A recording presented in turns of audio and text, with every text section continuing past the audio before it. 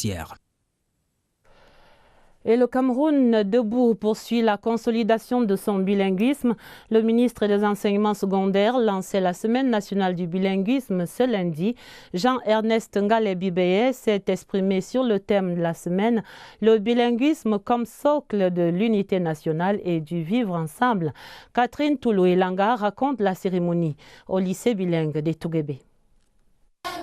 Ils sont jeunes, mais déjà conscients de leur privilège d'appartenir à un pays bilingue. On doit pas seulement penser à la semaine du bilinguisme pour être parfaitement bilingue. Ça doit être un mode de vie adopté. Aussi parler les deux langues, c'est bien pour sa culture. Au lycée bilingue des Touguébé, ce matin, au moins 10 établissements d'enseignement secondaire ont assisté au lancement de la Semaine nationale du bilinguisme. Les enseignants, eux aussi, étaient présents. Dans un élan de patriotisme, ces élèves ont offert une série de représentations sur les richesses culturelles du Cameroun.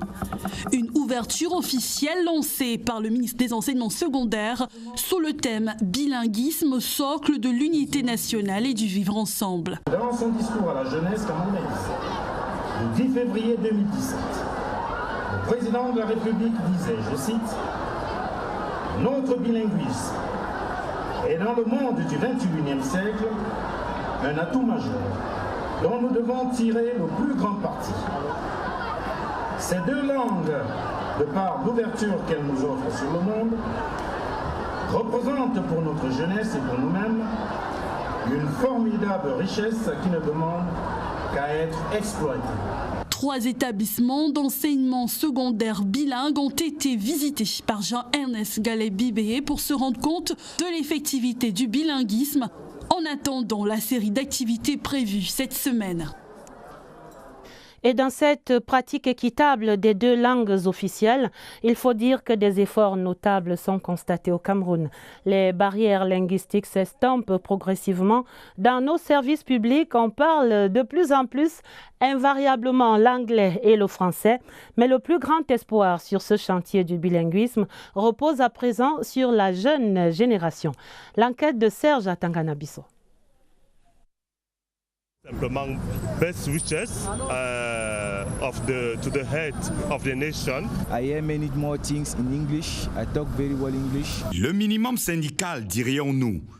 Le moins que l'on puisse espérer de nombre de nos compatriotes francophones lorsqu'il s'agit de traverser le Mungo, de manier l'autre langue officielle du Cameroun. La langue pèse.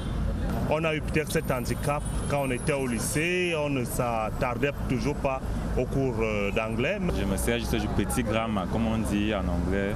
L'inverse semble plus aisé.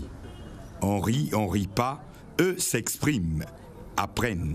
Je pense qu'aujourd'hui, cet effort est là, mais ce n'est pas égal. Parier sur la jeunesse, tel est le credo de ceux qui ont perdu la partie. J'ai 2 enfants qui sont dans une école anglophone. En 2016, nous avions 9090 étudiants inscrits. En 2017, nous avons enregistré, rien qu'à Yaoundé, 10 200 étudiants et même plus. Ça pousse en vrai, à commencer par le sommet, avec tous ces ministres, jadis allergiques à Shakespeare et toute son engeance, mais qui désormais disent aux journalistes « something in English ». Le service public, pas toujours ses serviteurs, met un point d'honneur à fournir la documentation dans les deux langues. Les enseignes publiques comme privées ne sont pas en reste non plus. Des effets malheureux peuvent se glisser dans la communication. Du moment où on se comprend, no shaking.